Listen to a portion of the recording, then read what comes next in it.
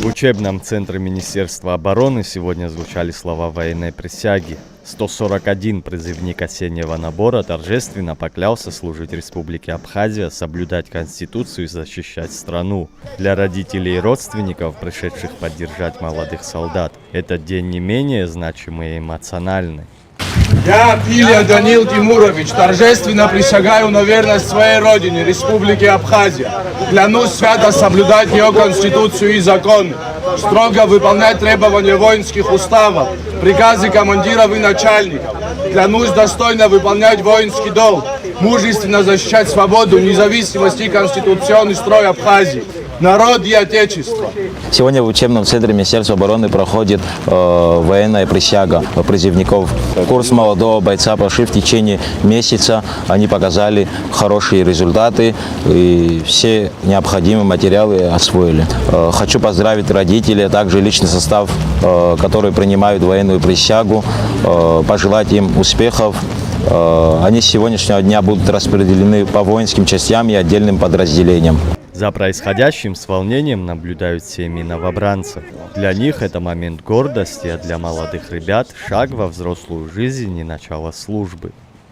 Очень радостный день сегодня, ждали очень. Всем спасибо большое, очень рада. Я всегда за. Мальчики должны служить, я всегда за. Сегодня мой старший брат принимает военную присягу. Первое это дисциплина, конечно же, военная подготовка. Когда придет время, я готов служить без проблем. Настроение положительное. Каждый ребенок должен отдавать свою честь родине. Я считаю, мужчина должен служить. У нас в семье так. Служили все. Поэтому мы с позитивным настроением сегодня пришли сюда.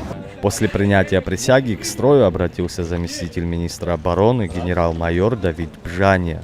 Он пожелал новобранцам достойно нести службу и помнить о подвиге тех, кто защищал родину в трудные годы.